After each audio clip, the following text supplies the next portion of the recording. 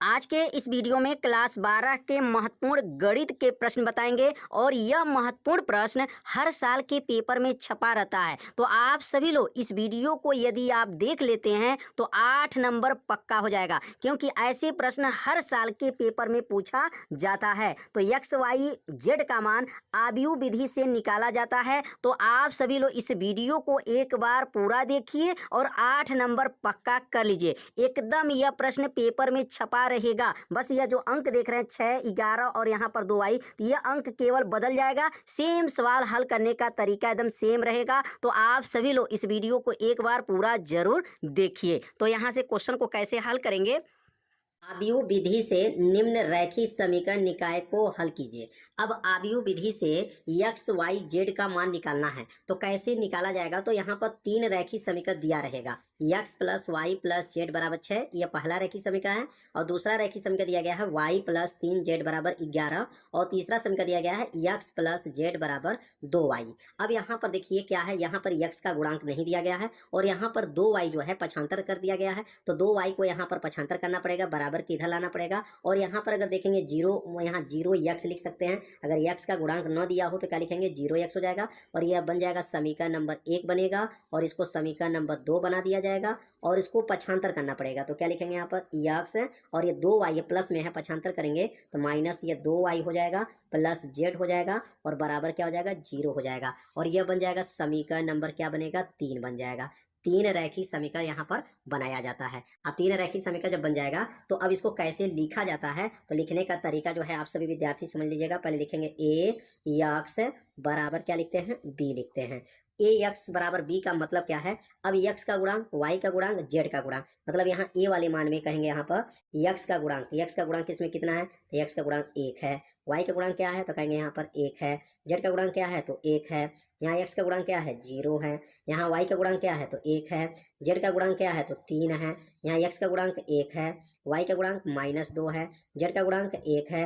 यह कहा जाएगा ए का मान है, यह पूरा मान किसका है, ए का मान हो जाएगा, ठीक है। और यहाँ पर एक्स का मतलब क्या हो जाएगा, तो यहाँ पे लिखेंगे एक्स का मतलब हो जाएगा एक्स वाई जेड। क्या लिखेंगे यहाँ पर, एक्स वाई जेड हो जाएगा, या एक्स वाई जेड हो गया बराबर। और बी का मान कौन होगा, 6, 11, 0, जो बराबर दिया गया है। यह बराबर वाला मान को क्या कहा जाएगा, जो है बी का मान 6, 11 और यह 0 हो जाएगा।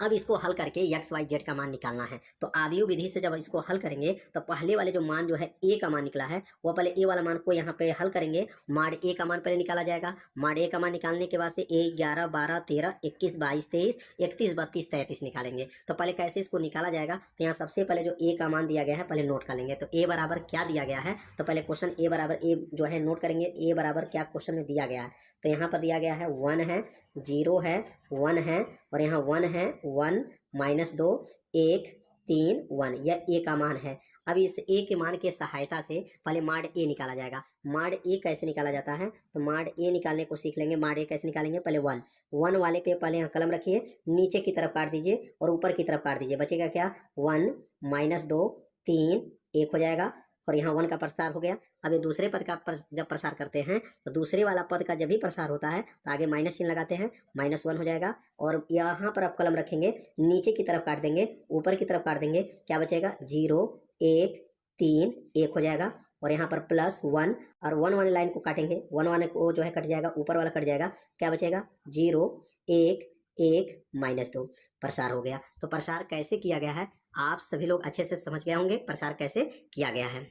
अब यहाँ पर इसको हल करेंगे तो हल करने पे क्या आएगा, यहाँ पर 1 हो गया और 1 का गुणा 1 में करेंगे तो 1 हो जाएगा। बीच में माइनस होता है, 2 तिहाई 6, माइनस माइनस मिल करके +6। ध्यान देंगे हर बीच में माइनस चिन्ह जो रहेगा तो माइनस और यह माइनस मिल करके प्लस हो जाएगा। -1 हो गया और 1 में 0 का गुणा करेंगे तो 0 हो जाएगा और 3 एक अन्नम 3 हो जाएगा। बीच में माइनस लगाना है, +1 हो जाएगा। और -2 में जो है गुणा करेंगे, -2 का गुणा 0 में करेंगे तो 0 हो जाएगा और 1 का गुणा 1 में करेंगे तो 1 हो जाएगा। तो गुणा जो है आप लोग को समझ में आ गया और कैसे इसको गुणा किया गया है। अब इसको आगे हल करेंगे तो क्या आएगा, 1, 6 और 1 जोड़ेंगे क्या आएगा, 7 हो जाएगा। -1 और -3 में गुणा करेंगे तो -1 गुणे -3 प्लस 1 गुणे -1 हो जाएगा। अब इसको हल करेंगे तो 7 एक अन्नम 7, 3 में का गुणा करेंगे +3 हो जाएगा, +3 हो गया और 1 में का गुणा करेंगे -1 हो जाएगा। तो 7 3 10 और 10 में से 1 जाएगा, 9 हो जाएगा। तो यहाँ पर माड ए का मान जो आया ये कितना आ गया, 9 आ गया है। तो माड ए का मान 9 जो है कैसे लाया गया है, इसको प्रसार को जो है आप सभी अच्छे से समझ लीजिएगा कैसे इसको हल किया गया है। अब माड ए का मान जब 9 निकल गया है तो अब यहाँ ए का मान पुनः नोट करेंगे और ए का मान नोट करके अब यहाँ पर ए 11 12 13 21 22 23 31 32 33 को मान निकालना पड़ेगा। अब यहाँ पर ए 11 कैसे निकालेंगे, तो यहाँ सबसे पहले लिखेंगे यहाँ पर ए 11 और 11 कैसे निकलता है, सबसे पहला काम करेंगे ये पहले वाले पद को 11 बोलते हैं, नीचे की तरफ काटेंगे और इसको ऊपर की तरफ काट देंगे, क्या बचेगा 1 माइनस 2 3 1। अब इसको हल कर लीजिए, हल करेंगे 1 का गुणा 1 में होगा तो यह 1 हो जाएगा, 3 गुना 6 माइनस 6 और बीच में माइनस रहता है इसलिए प्लस 6, तो 6 और 1 मिलके क्या आ गया 7। ए 11 का मान 7 आ गया है। इसी प्रकार यहाँ पर ए 12 निकालेंगे और ए 12 वाला मान हमेशा याद रखिएगा आगे माइनस रहता है, 12 वाला मान को आगे क्या लगाएंगे माइनस लगाना है। तो अब ये 12 इसको बोलेंगे दूसरे वाले पद को, अब नीचे की तरफ काटेंगे और ऊपर की तरफ काट देंगे, क्या बचेगा 0 1 3 1। अब इसको हल कर लीजिए, अब इसको हल जब करेंगे तो क्या आएगा, यहाँ पर आगे माइनस चिन्ह रहेगा और यहाँ 1 में 0 का गुणा करेंगे 0 और 3 एक अन्नम 3 हो जाएगा, 0 में यहाँ पर घटा देंगे -3 और आगे माइनस लगा है इसलिए +3 हो जाएगा, तो ए 12 हो गया। अब यहाँ लिखेंगे यहाँ पर ए 13। अब ए 13 कैसे निकालेंगे, अब ए 13 को निकालेंगे तो यह 13 वाला लाइन है ठीक ना, इसको लाइन को काट देंगे, नीचे की तरफ कटेगा और ये ऊपर की तरफ कटेगा, क्या बचेगा 0 1 1 -2, क्या बनेगा 0 1 1 -2। अब इसको हल करिए, 2 शून्य शून्य और 1 एक अन्नम 1, 1 में से 0 घटाइए -1 आ जाएगा। तो यहाँ पर जो मान निकला है किसका निकल गया, 11 12 13 का मान निकल गया। अब यहाँ पर ए 21, अब ए 21 निकालेंगे तो 21 वाला भी मान आपको याद रखिएगा माइनस होता है, 21 वाला मान भी क्या रहेगा माइनस रहेगा। अब 21 तो रहेगा 0, अब 0 वाला लाइन काटिए, सीधा काट दीजिए, 0 वाला कट गया ऊपर कट गया, क्या बचेगा 1 -2 1 1, क्या बचेगा यहाँ पर 1 -2 और यहाँ 1 1 हो जाएगा बराबर माइनस। अब यहाँ पर गुणा करेंगे, 1 एक अन्नम 1 और 2 एक अन्नम 2 -2 मिलके +2, तो 2 और 1 जोड़ेंगे कितना आएगा 3, -3 हो जाएगा क्योंकि आगे माइनस लगा है, तो क्या बनेगा यहाँ पर ए 21 का मान जो है -3 आ गया। इसी प्रकार यहाँ पर ए 22 निकालेंगे, ए 22 और 22 कैसे निकलेगा, 22 को समझेंगे, 22 को काट करके लाया जाएगा 22 वाले मान को ध्यान देंगे। अब ये 22 है ठीक है, ये 22 इसको कहेंगे 21 22, सीधा कटेगा ऊपर की तरफ कट जाएगा, ये सीधा क्या बनेगा 1 1 1 1 ये बचेगा। तो ये 22 के आगे लिखेंगे यहाँ पर 1 1, क्या लिखेंगे 1 1 और यहाँ पर भी 1 1 हो जाएगा, तो 1 में 1 का गुणा करेंगे 1 -1 बराबर 0 हो जाएगा, ए 22 का मान 0 आ गया।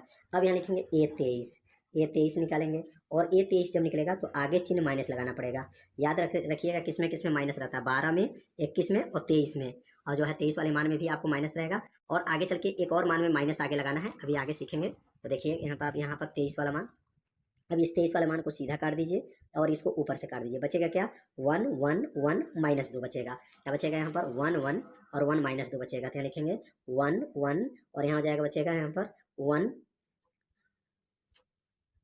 1 बचेगा और -2 बचेगा ठीक ना। अब इसको हल करेंगे, माइनस आ गया 2 एक अन्नम 2 -2 और 1 एक अन्नम 1, -2 -3 आगे माइनस लगा इसलिए +3 हो जाएगा, तो 23 का मान 3 आ गया। अब यहाँ पर जो है 31 निकालेंगे, ए 31। अब ए 31 जब निकालेंगे तो ए 31 कैसे निकलेगा, अब 31 को वाला समझ में देखेंगे 31 कैसे निकाला जाएगा। 31 मान जो निकाला जाएगा तो यह जो मान है यह 31 है ठीक ना।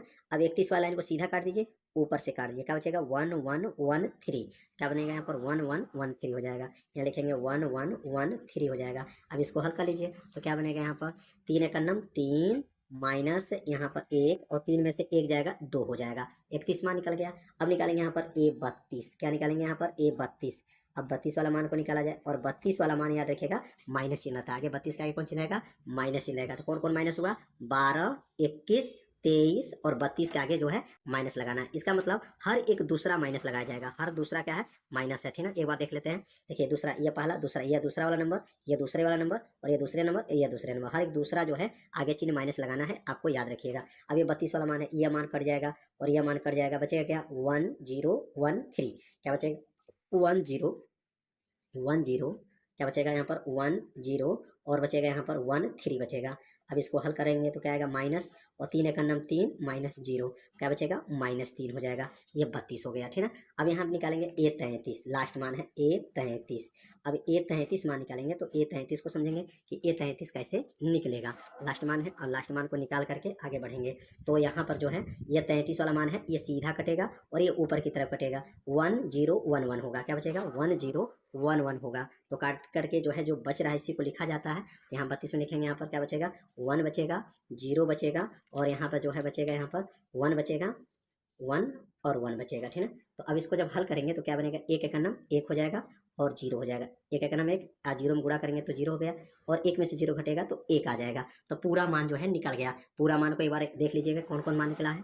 तो यहाँ पर 11 का मान निकला, 11 का याद रखिएगा, 11, 12, 13, 21, 22, 23, 31, 32 और 32 और यहाँ क्या है 33। तो ये पूरे मान को जो है आपको याद रखना है कौन कौन मान निकला है। अब ये मान को एक कोष्टक के रूप में लिखाएगा और कोष्टक के रूप में जब लिखेंगे तो उसको कहा जाता है एडज्वाइंट कहा जाएगा। ए का सौखंड अवयव निकाला जाएगा और ए का सौखंड अवयव का मतलब हो गया कि 11, 12, 13, 21, 22, 23, 31, 32, 33 जो मान निकाला गया है। तो मान निकालना सीखना है। तो कैसे सीखा गया आप लोग सीख गए होंगे। तो अब जो है पूरे मान को एक कोष्टक के रूप में लिखेंगे कोष्टक के अंदर। अब यहाँ पे लिखेंगे ए का सौखंड अवयव लिखने पर, ए का सहखंड अवयव लिखने पर, ए का सौखंड अवयव लिखने पर, अब ए का सौखंड अवयव लिखेंगे और ए का सौखंड जब अवयव लिख लेंगे तो उसका मान को जो है लिखने पर तो उसको सी मान लेंगे, क्योंकि ए बी सी माना गया, बी माना गया है, इसलिए सी मान लेंगे। और सी में क्या लिखेंगे, जो 11 का मान आया था, 11 का मान, 12 का मान, 13 का मान। 11 का मान क्या आया था 7 आया था, 12 का मान क्या आया था 3 आया था, 13 का मान क्या आया था -1 आया था, 21 का मान -3 आया था, 22 का मान 0 आया था, 23 का मान 3 आया था, 31 का मान 2 आया था, 32 का मान -3 आया था और 33 का मान 1 आया था। तो यह 11, 12, 13, 21, 22, 23, 31, 32, 33 जब सी का मान जब निकल जाएगा तो अब यहाँ पे निकालेंगे एडज्वाइंट। एडज्वाइंट यहाँ पर ए हो जाएगा बराबर सी का परिवर्त कर दिया जाएगा। सी का परिवर्त का मतलब यह हो गया पंक्ति को स्तंभ में और स्तंभ को पंक्ति में बदल देते हैं। तो यहाँ पर जो है सी का परिवर्त आ जाएगा, पंक्ति को स्तंभ में और स्तंभ को पंक्ति में। तो यहाँ पर 7, 3, -1 है तो क्या लिखेंगे 7, 3, -1, 7, यहाँ पर 3, -1, -3, -3, 0, 0, 3, 2, -3, 1 का जगह 2, -3, 1। पंक्ति को स्तंभ में और स्तंभ को पंक्ति में बदला गया। अब एडज्वाइंट ए निकल गया और एडज्वाइंट ए निकलने के बाद से ए इनवर्स निकालेंगे और ए इनवर्स का सूत्र होता है 1/mod ए होता है और एडज्वाइंट होता है, एडज्वाइंट ए हो जाएगा। अब यहाँ पर जो है अब यहाँ एडज्वाइंट जब निकल जाएगा तो इसके बाद से ए इनवर्स निकालेंगे और ए इनवर्स का पहले फार्मूला लिख देंगे। ए इनवर्स का सूत्र होता है 1/mod ए और 1/mod ए का मान 9 आया था तो यहाँ mod ए का मान रख देंगे, 1/9 हो गया। और एडज्वाइंट का मान जो है ऊपर निकला है वो मान को रखेंगे 7, 3, -1, -3, 0, 3, 2, -3, 1 यह एडज्वाइंट का मान है। तो ए इनवर्स निकल गया। अब लास्ट काम करते हैं यहाँ x बराबर और यहाँ लिखेंगे a का इनवर्स इंटू बी। अब x का मान क्या माना गया था, x वाला लाइन को x y z माना गया था, x y z माना गया था और a इनवर्स का मान क्या आया था 1/9 कोष्टक में 7, 3, -1, -3, 0, 3, 2, -3, 1 यह ए इनवर्स हो गया। और बी का मान क्या दिया गया था प्रश्न में, तो बी का मान एक बार देख लेते हैं। यह जो मान दिया गया 6, 11, 0 यह बी का मान होता है और यह वाला लाइन x वाला x y z का मान हो गया और ये बी वाला मान 6, 11, 0। यहाँ लिखेंगे 6, 11, 0 हो जाएगा। अब इसको हल करेंगे तो यहाँ हल करेंगे तो क्या आएगा x y z हो जाएगा बराबर 1/9। अब इसको हल करिए तो कैसे हल करेंगे, तो 7 का गुणा 6 में 7 छके 42, 7 छके 42 और 3 में 11 गुणा करेंगे 33, 2 शून्य 0, 3 में 6 का गुणा करेंगे 18 और 11 शून्य 11 शून्य 0 हो गए और 3 में 0 का गुणा करेंगे तो ये भी 0 हो जाएगा और -1 में 6 का गुणा करेंगे तो ये माइनस जो है 6 हो जाएगा और 3 में 11 गुणा करेंगे तो 11 3 33 हो जाएगा और 1 शून्य 0 हो जाएगा। यह गुणा हो गया। अब गुणा करके इसको हल करेंगे तो क्या बनेगा x y z हो जाएगा बराबर 1/9 कोष्टक में 42 में से 33 घटा दीजिए तो 42 में से 33 घटेगा तो क्या बचेगा 9 बचेगा। तो यहाँ लिखेंगे 9, यहाँ बचेगा 18 और 33 में से 6 चला जाएगा तो बचेगा 27 हो जाएगा। अब यह 9 से जो है भाग कर दीजिए, 9 से भाग करेंगे 9 का नाम 9, 9 दूनी 18, 9 3 27, 9 से भाग करेंगे तो x y z बराबर क्या हो जाएगा, जब 9 से भाग करेंगे तो 9 एक का नाम 9, 9 दूनी 18, 9 3 27। यहाँ पर x के लिखेंगे आप तुलना करने पर, नीचे इसके नीचे लिख दीजिएगा, थोड़ा जगह कम है तो इसके नीचे आप लोग लिखिएगा तुलना करने पर, और तुलना करने पर जब आएगा तो x का मान y का मान निकल जाएगा। तुलना करने पर तो x के सामने क्या है 1 है तो x बराबर 1 हो जाएगा, y बराबर क्या है तो कहेंगे y बराबर 2 है और z बराबर क्या है तो z बराबर 3 है। तो x बराबर 1, y बराबर 2 और z बराबर 3 ये मान निकल गया। तो कैसे इसको हल किया गया है आप सभी विद्यार्थी अच्छे से समझ गए होंगे। यदि आपको समझ में नहीं आया होगा तो वीडियो को एक बार और देखिएगा जिससे आपको अच्छे से समझ में